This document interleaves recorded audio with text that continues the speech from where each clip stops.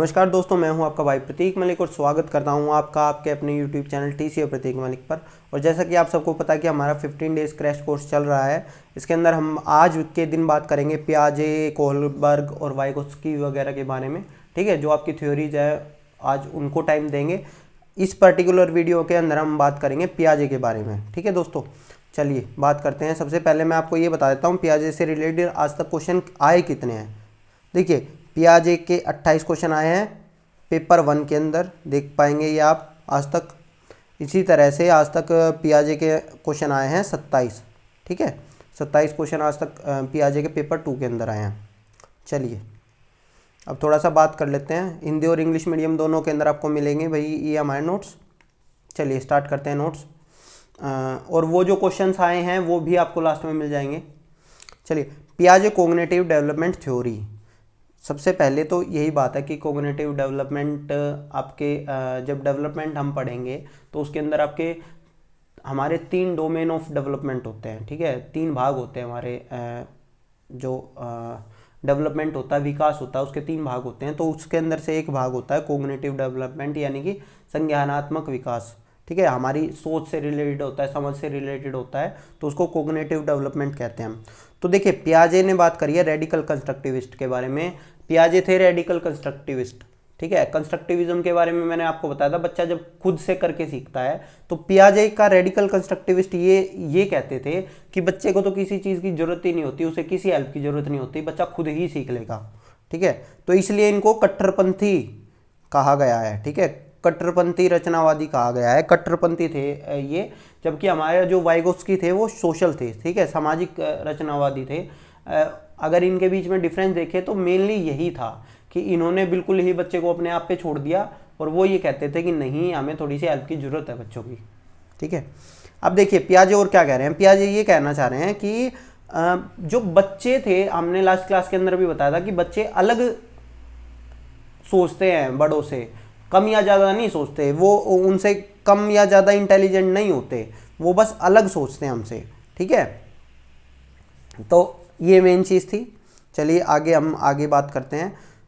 दूसरा आगे फिर पियाजे ने बच्चों को नन्हे साइंटिस्ट कहा है, नन्हे वैज्ञानिक कहा है, लिटिल साइंटिस्ट।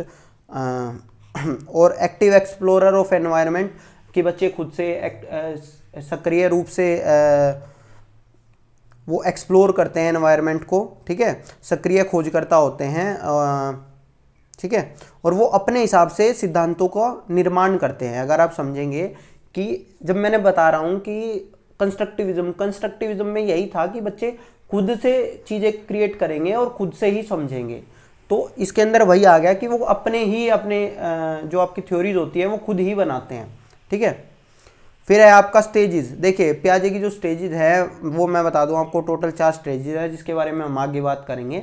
उसके अंदर वो एक तो यूनिवर्सल है, यूनिवर्सल इन द सेंस वो हर जगह एक मानते हैं पियाजे, और दूसरा वो इनवेरिएंट है। ठीक है, इनवेरिएंट है और उनको छोड़ा नहीं जा सकता। जैसे पहला, दूसरी, तीसरी, चौथी स्टेज, तो ऐसा नहीं होगा कि पहले के बाद डायरेक्ट तीसरी स्टेज आ गई। नहीं, पियाजे ने कहा पहली के बाद दूसरी स्टेज ही आएगी, उसके बाद ही हम तीसरी स्टेज पर जाएंगे। समझ आ गया? इस वजह से वो इनवेरिएंट स्टेज बता रहे हैं इसको। ठीक है, और इसको स्किप नहीं कर सकते हम। ठीक है, चलिए दोस्तों, हिंदी में भी आप समझ सकते हैं ये चीज़। अब देखिए, अब हम करेंगे की कंसेप्ट। ठीक है, मुख्य अवधारणाएं या मुख्य शब्द जो पियाजे की थ्योरी के अंदर आते हैं, और ये मेन वो 5 शब्द हैं जो पियाजे ने यूज़ किए हैं अपने। ठीक है, उसका फिर इंटरप्रिटेशन लोगों ने स्कीम का स्कीम्स बना दिया, स्कीमा का स्कीम बना दिया, और ये चीज़ बना दिया। ये राइटर्स ने खुद किया है, पियाजे ने इसके बारे में कुछ नहीं लिखा था कहीं पे। तो हम पियाजे के अकॉर्डिंग ही चलते हैं फिलहाल के टाइम पे। ठीक है, तो देखिए पहली बात है इक्विलिब्रियम, इक्विलिब्रेशन।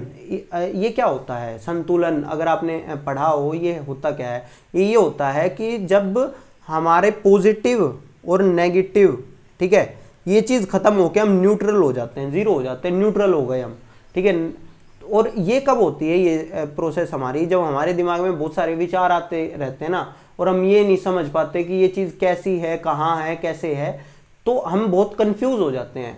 तो उस कंफ्यूजन को खत्म करना ही पियाजे ने कहा गया है कि वो इक्विलिब्रिएशन है, उसी को कहा गया है कि संज्ञानात्मक विकास है वो, पियाजे ये कहते हैं। ठीक है, कोग्निटिव डेवलपमेंट उसी को कहते हैं कि हम जब पैदा होते हैं हम बहुत कंफ्यूज होते हैं, कंफ्यूजन खत्म होने के बाद में हम नॉर्मल हो जाते हैं, न्यूट्रल हो जाते हैं, तो उसी को वो कोग्निटिव डेवलपमेंट बता रहे हैं पियाजे।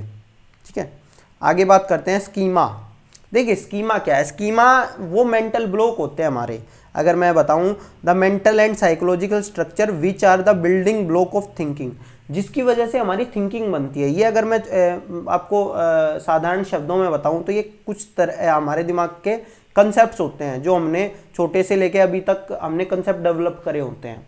ठीक है, कि ये क्या चीज़ है, ये कैसे है, ये सब कुछ है, तो ये हमारी थिंकिंग से जितनी भी चीज़ें रिलेटेड होती है ना, वो हमारे स्कीमा होता है। जितने भी कंसेप्ट हमने क्रिएट किए होते हैं वो सब स्कीमा है हमारा। ठीक है, जैसा कि संतुलन या समय धारण बोलते हैं भाई आपके इक्विलिब्रेशन को। ठीक है, स्कीमा ही बोलते हैं। चलिए अब आपका आ गया एडेप्टेशन, एसिमिलेशन, एकोमोडेशन।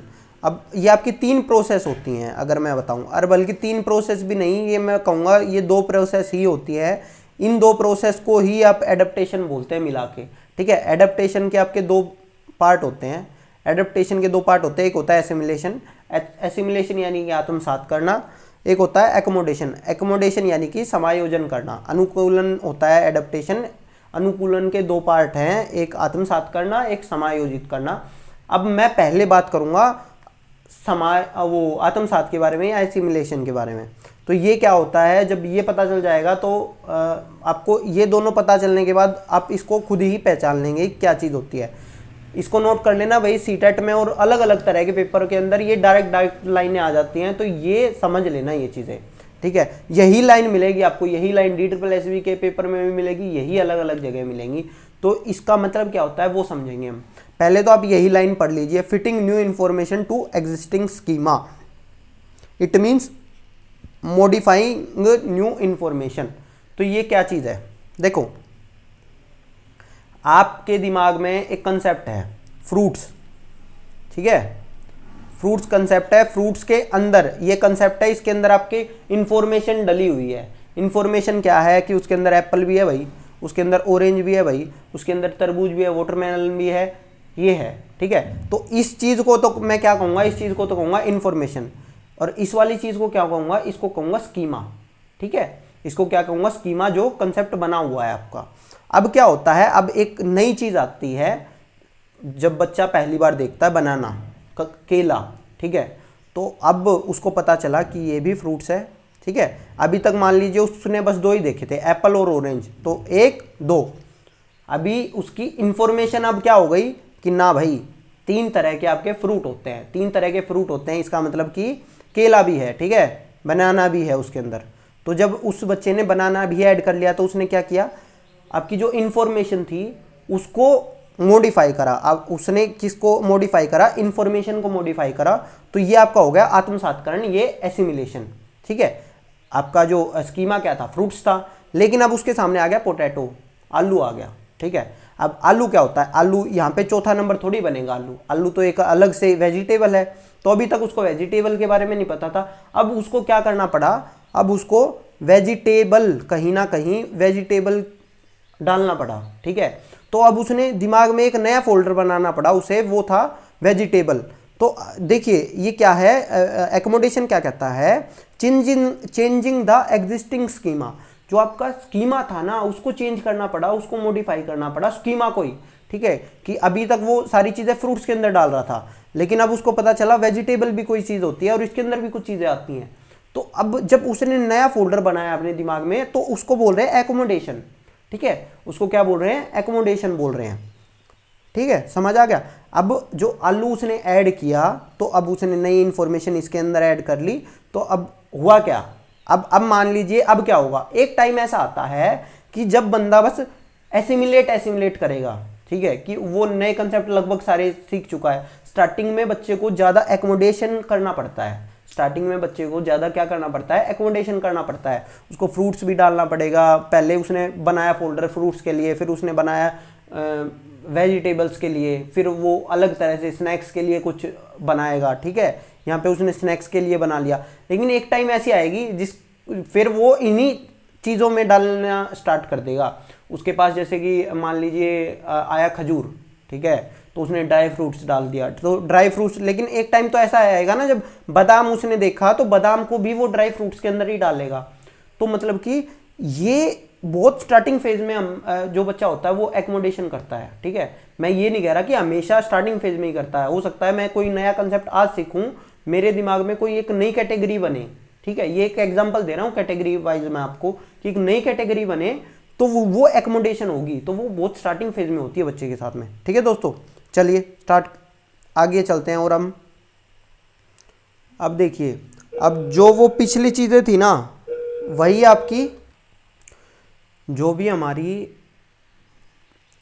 एकोमोडेशन और एसिमिलेशन थी वो दोनों एडेप्टेशन के अंदर आ जाएंगी, ठीक है, वो दोनों अनुकूलन का पार्ट होती हैं, तो उसके अंदर सारी चीज़ें आ जाएंगी, बाकी नोट से आपको समझ में आ जाएगा, ठीक है। अब बात करते हैं हम स्टेजेस के बारे में। चरण मैंने बताया था 4 होते हैं। पहला होता है सेंसरी मोटर स्टेज, जिसको हिंदी के अंदर संवेदी गामक लिखा जाता है, कभी कभी इंद्रिय गामक लिखा जाता है। अब मुझे नहीं पता कि पेपर में कुछ और भी लिखा जा सकता है, क्योंकि देखिए जो हमारा पियाजे था वो तो हिंदी में तो उसने दी नहीं है, तो हिंदी में उसको हम खुद ट्रांसलेट करते हैं, तो वो अपने हिसाब से कुछ भी ट्रांसलेट कर देते हैं इसको, ठीक है। पर मैं बता देता हूँ कि इसके अंदर क्या चीज़ें आती हैं, इसलिए मैं आपको ये कहता हूँ कि इंग्लिश वाले वर्ड भी आप याद रखिए अपने हिसाब से। पहली बात तो ये पियाजे ही कहते हैं कि स्टार्टिंग के टाइम पे बच्चा इमिटेशन को यूज़ करता है, अनुकरण को यूज़ करता है, अनुकरण करता है वो चीज़ों का, ठीक है। दूसरा उन्होंने बात की है मेंटल रिप्रेजेंटेशन के बारे में। ये मेन कीवर्ड आप याद कर लीजिए, पेपर में आपका इसी तरह से आएगा कि कौन से स्टेज के अंदर क्या चीज़ हो जाती है, ठीक है। मेंटल रिप्रेजेंटेशन, मानसिक निरूपण के बारे में अगर बात होगी तो वो हमारा सेंसरी मोटर स्टेज के अंदर होता है, ठीक है। इसी तरह से आता है कि बच्चे, एक लाइन कई बार ऐसे आ जाती है कि बच्चे सोच कर देखते हैं, ठीक है, या देख कर सोचते हैं, आंखों से देखते हैं, आंखों से सोचते हैं, हाथों से सोचते हैं। इस तरह की जब चीज़ें आएंगी ना, तो वो सारी चीज़ें बच्चे स्टार्टिंग में करते हैं, पहली फेज में करते हैं, जब क्योंकि ये सेंसेस, इसके अंदर बच्चा कैसे सीखता है, सेंसेस से सीखता है, तो इसके अंदर जितनी भी नॉलेज वो गेट करता है वो सेंसेस से ही करेगा, ठीक है। तो ये चीज़ होगा। एक जो लास्ट आपकी जो सबसे ज़्यादा इंपॉर्टेंट जो होती है, जो 18 महीने के बाद आती है बच्चे के अंदर, वो आता है ऑब्जेक्ट परमानेंस। बच्चे के अंदर स्टार्टिंग में ये चीज़ होती है, जिस चीज़ को फील नहीं कर पा रहा ना देख पा रहा, ना सुन पा रहा, ना उसको स्मेल आ रही उसकी, तो वो ऐसा सोचता है कि वो है ही नहीं वो चीज़, ठीक है, वो एग्जिस्ट ही नहीं कर रही वो चीज़। तो ये चीज़ें उसको 18 महीने के बाद ख़त्म हो जाती हैं, ठीक है। कि मान लीजिए आपने एक बच्चे से बॉल थी उसके हाथ में, आपने बच्चे से बॉल लेके छुपा लिया अपने पीछे, तो अब वो ना उसको देख पा रहा, ना छू पा रहा, ना स्मेल कर पा रहा, ठीक है, मतलब फील नहीं कर पा रहा बॉल को, तो उसको लगेगा कि हाँ बॉल है ही नहीं। लेकिन 18 महीने के बाद बच्चा कहेगा नहीं बॉल है, ऐसा नहीं है कि बॉल मेरी आंखों के सामने से चली गई तो वो नहीं है, वो कहेगा कि बॉल है, ठीक है। तो ये ऑब्जेक्ट परमानेंस होती है, इसको कहते हैं वस्तु स्थायित्व गुण। आगे चलते हैं। प्री ऑपरेशनल स्टेज, देखिएगा प्री ऑपरेशनल स्टेज के अंदर क्या चीज़ें होती हैं भाई, पूर्व क्रियात्मक अवस्था बोला गया है इसको। एनिज्म, बच्चे के अंदर एनिज्म होता है, जीववाद, ठीक है। अब क्या होता है कि स्टार्टिंग के अंदर बच्चा क्या करता है कि जो उसके जैसे गुड्डे गुड़िया से आपने बात करता हुआ देखा होगा, वो नॉन लिविंग चीज़ को भी लिविंग समझता है, तो ये आपका होता है जीववाद। जीववाद क्या होता है कि नॉन लिविंग चीज़ को भी लिविंग समझना। तो जैसे अगर गिर गया तो दीवार के लात मारने लग रहा है खड़ा होके कि अच्छा तूने मेरे को गिरा दिया, ठीक है। तो ये चीज़ें होती है, वो नॉन लिविंग को भी ट्रीट करता है लिविंग की तरह। तो ये बच्चा 2 से 7 तक करेगा, ये चीज़ें उसके अंदर होती हैं। फिर सेंट्रेशन, एक चीज़ को एक तरह से ही सोचता है बच्चा, वो ये सोचता है कि हाँ भाई ये चीज़ ऐसे है तो ये चीज़ ऐसे ही होगी, तो ये उसका होता है सेंट्रेशन। एक होता है ईगोसेंट्रिज्म। ईगोसेंट्रिज्म क्या होती है कि अगर मान लीजिए मुझे एक चीज़ पसंद है तो उसको लगता है सबको वही चीज़ पसंद है। एक होती है ईगोसेंट्रिक स्पीच, बच्चे के अंदर यहाँ ईगोसेंट्रिक स्पीच भी होती है, वो सारी चीज़ों में ये कहता है ये मेरा है, ये मेरे पापा का है, ये मेरी मम्मी का है, ये मेरे अंकल का है, ठीक है, ये मेरे भाई का है। वो हर चीज़ को अपने से जोड़ के देखता है, ठीक है। उसके अंदर क्या होता है कि जो मैं सोचता हूँ वैसा ही सब सोचते हैं और सब कुछ मेरे से रिलेटेड ही है, ठीक है, सारी चीज़ें मेरे आसपास ही घूम रही हैं। तो ये सारी चीज़ें उसके अंदर होती हैं, ठीक है। इंट्यूटिव थिंकिंग, उसके अंदर क्या होती है, इंट्यूटिव थिंकिंग होती है 2 से साल की उम्र में। सिंबॉलिक थॉट्स होते हैं, सिंबॉलिक थॉट्स, ठीक है। अब ये एक देखिए, एक 2 से 4 में होते हैं और एक 4 से 7 में होते हैं। 4 से 7 के अंदर उसके अंदर आ जाते हैं सिंबॉलिक थॉट, और यहाँ होती है उसकी थिंकिंग इंट्यूटिव, ठीक है। सहज सोच, उसके सहज विचार होते हैं, वो होते हैं 2 से 4 में, और प्रतीकात्मक विचार आ जाते हैं 4 से 7 में, ठीक है, बच्चे के अंदर। अब आता है गोल डायरेक्टेड बिहेवियर। बच्चे के अंदर जो गोल डायरेक्टेड बिहेवियर आता है ना, देखिए पहली स्टेज के अंदर वो नहीं होता, लेकिन दूसरी स्टेज के अंदर वो हो जाता है कि वो एक गोल से रिलेटेड काम करने लग जाता है। चलिए, अब आता है आपका concrete operational stage. Concrete operational stage में पहली बात तो क्या थी कि जो पुरानी चीज़ें थी वो खत्म हो जाती हैं, जैसे जीववाद यानी एनिमिज्म वगैरह, वो चीज़ें सारी खत्म हो गई। अब चीज़ें उसके अंदर चेंज हो जाती हैं। पहली बात सेंट्रेशन था, अब डिसेंट्रेशन आता है, ठीक है। सेंट्रेशन और डिसेंट्रेशन के बारे में आपको जब असेसमेंट करवाएंगे तो वहाँ open ended close ended question होते हैं, तो उनके बारे में जब बताऊंगा तो बताऊंगा मैं आपको, ठीक है। थिंकिंग में भी ये चीज़ बताऊंगा कि क्या होती है अच्छे से। अभी आप ये वर्ड याद कर लीजिए कि ये कब होता है, डिसेंट्रेशन कब होता है, 7 से 11 में। देखिए आपको ज़्यादा डिटेल में नहीं है, आपको बस ये वर्ड याद करने हैं। मैक्सिमम यहाँ से पियाजी से इतना ही आता है। दूसरा होता है सोशलाइज स्पीच, सामाजिक भाषा। अभी उसके अंदर पिछले वाले में कौन सी थी, उसके अंदर थी इगोसेंट्रिक स्पीच, अब क्या होगी, सोशलाइज स्पीच आ गई। फिर आता है रिवर्सिबिलिटी, पहले उसके अंदर इरिवर्सिबिलिटी थी, अपलटावी गुण था, अब क्या आया है, पलटावी। पहले 2 से 7 में क्या था, अपलटावी था, इरिवर्सिबिलिटी थी, अब उसके अंदर आ गया पलटावी गुण। अब क्या था, मतलब पहले उसके साथ क्या था कि उसको चाबी से लॉक बंद तो करना आता था, पर उससे उसको खोलना नहीं आता था। उसको ये तो पता होता था कि स्कूल से घर कैसे जाना है, लेकिन घर से स्कूल कैसे आना है इसमें वो कहता था मेरे को नहीं पता। तो मतलब वो चीज़ों को रिवर्स नहीं कर पाता था, ठीक है। तो ये चीज़ उसके अंदर 7 से 11 में आने लगी है, ठीक है। अब आता है वो क्लासीफाई करने लगा चीज़ों को, वर्गीकृत करने लगा है चीज़ों को, ठीक है। कंजर्वेशन, कंजर्वेशन क्या होता है, देखिए आपने एक एग्जाम्पल पढ़ा होगा पियाजेगा कि एक बच्चे से ये पूछा गया कि भैया एक लंबा गिलास है और एक चौड़ा गिलास है, दोनों में इसका पानी इसका पूरा पानी था, इसको भर के डाल के इसके अंदर डाल दिया। पूछा कि बता पानी किस में ज़्यादा था, तो बच्चा पहले ये कहेगा कि लंबे वाले गिलास के अंदर पानी ज़्यादा था, ठीक है। लेकिन इस केस के अंदर आके उसके अंदर कंजर्वेशन की प्रॉपर्टी आ गई कि वो ये जानता है कि अगर चीज़ों का शेप बदल गया ना तब भी क्वांटिटी सेम है। और उसका कारण क्या होता है, उसका कारण वही होता है डिसेंट्रेशन। जब बच्चा अलग तरह से सोचने लग जाता है ना, वो बस एक आयाम को नहीं देखता, एक डायमेंशन को नहीं देखता, वो अलग अलग डायमेंशन को देखता है। वो यहाँ ये देखता है कि देखिए चौड़ा भी है, ठीक है, ये लंबा नहीं है। बस यहाँ अगर ये लंबा था, अगर इसके अंदर लंबे में इतना पानी आया था तो ये चौड़ा भी तो है, ठीक है, तो इसके अंदर भी उतना ही पानी आ सकता है। वो ये चीज़ समझने लग जाता है, ठीक है। पहले वो ये चीज़ नहीं समझेगा, उसको लंबी ही चीज़ में ऐसा लगेगा, क्योंकि अगर जरूरी नहीं लंबी में, उसका ऐसा हो सकता है चौड़ी में ही लगे, उसको लगे कि वो एक डायमेंशन नहीं देखेगा, या तो वो लेंथ देखेगा या ब्रेड्थ देखेगा, ठीक है। लेकिन यहाँ पे वो दोनों डायमेंशंस देखने लग जाता है। फिर आता है सीरिएशन, जब वो क्लासिफिकेशन करने लग जाता है तो वो सीरिएशन करने लग जाता है कि 2 के बाद 3, 5, 7, असेंडिंग डिसेंडिंग ऑर्डर और ये सारी चीज़ें हैं, ये यहाँ करने लग जाता है। दूसरा जो सबसे इंपॉर्टेंट चीज़ होती है वो होती है कंक्रीट थिंकिंग, उसकी यहाँ स्टार्ट हो जाती है। यहाँ क्या स्टार्ट हो जाता है, कंक्रीट थिंकिंग, ठीक है दोस्तों। चलिए आगे चलते हैं। अब देखिए सारी चीज़ें मैक्सिमम जितनी चीज़ें रहेंगी ना, अब हाइपोथेटिकल थिंकिंग, एब्स्ट्रैक्ट थिंकिंग और कुछ चीज़ें, सारी चीज़ें, रीजनिंग, हर तरह की रीजनिंग वो यहाँ करने लग जाएगा फॉर्मल स्टेज के अंदर, ठीक है।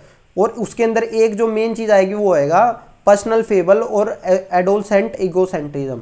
जैसे ईगोसेंट्रिज्म उस टाइम पे पहले उसके अंदर था ना, यहाँ पे एडोलसेंस वाला आता है। यहाँ पे ये सोचता है कि सब लोग उसी के बारे में बात कर रहे हैं, ठीक है। उसको ये लगता है, पहले उसको ये लगता था कि सब लोग उससे जुड़े हुए हैं। यहाँ ये लगता है उसको कि सब लोग उसी के बारे में बात कर रहे हैं, कि अगर दो बंदे कोई बात भी कर रहे हैं उसको ये लगता है उसी के बारे में बात हो रही है। ठीक है, तो ये होता है व्यक्तिगत कल्पित कथा। ठीक है, अब बात करते हैं क्रिटिसिज्म के बारे में। देखिए क्रिटिसिज्म इसके मेन जो मैं बताता हूँ, एक तो कल्चर को इग्नोर किया है इन्होंने, बात नहीं की कि कौन सी कल्चर के हिसाब से इन्होंने ये दिया है। ठीक है, ये कहते हैं यूनिवर्सल है ये, लेकिन ऐसा नहीं होता। हर जो संज्ञानात्मक जो विकास है वो हर कल्चर में अलग तरह से बनता है। ठीक है, कल्चर का कहीं ना कहीं रोल होता है। तो ये एक तो इसका क्रिटिसिज्म है, आलोचना है इसकी। दूसरा, उन्होंने छोटे बच्चों को अंडर एस्टिमेट किया है। उन्होंने आज के टाइम पे जो छोटे बच्चे जो उन्होंने 2 से 7 में कही हैं चीज़ें, या 7 से 11 में कही हैं चीज़ें, वो कहीं ना कहीं इससे पहले स्टेज में ही आ जाती है बच्चों के अंदर। 2 से 7 में एज बेस्ड जो स्टेज है उनके अंदर कहीं ना कहीं ये दिक्कत रही है, क्योंकि आज से बहुत टाइम पहले उन्होंने ये थ्योरी दे दी थी। लेकिन आज के बच्चे और ज़्यादा स्मार्ट हो गए हैं, वो चाहे टेक्नोलॉजी के हिसाब से कह लो, वो किसी के हिसाब से भी कह लो, लेकिन वो ड्यू टू ट्रेनिंग वो ज़्यादा स्मार्ट हो गए हैं। अब फिर वही वाली बात आ गई, ट्रेनिंग को उन्होंने इग्नोर किया है, एजुकेशन को इग्नोर किया है, और स्टेजेस रिजिड है। वो ये मानते हैं कि ये स्टेज यही है कि 0 से 2 कह दी और 2 से 7 कह दी, तो वो रिजिड है इस चीज़ पे कि ये इसी में ये चीज़ आएगी, इसके आगे या ज़्यादा ऊपर नीचे नहीं आएगी। ठीक है, तो ये चीज़ आई होप आपको ये समझ में आई होगी ये चीज़ें, और इसी से रिलेटेड सारे क्वेश्चन आते हैं दोस्तों। आपको पीडीएफ मिल जाएगी हमारे टेलीग्राम चैनल पे, आप टेलीग्राम को ज्वाइन कर लेना। धन्यवाद दोस्तों, आपका दिन शुभ रहे। मैं था आपका भाई प्रतीक मलिक। वीडियो पसंद आए हो तो इसको लाइक कर देना, शेयर कर देना अपने दोस्त के साथ, और चैनल सब्सक्राइब ना किया हो तो चैनल को सब्सक्राइब कर लेना। धन्यवाद।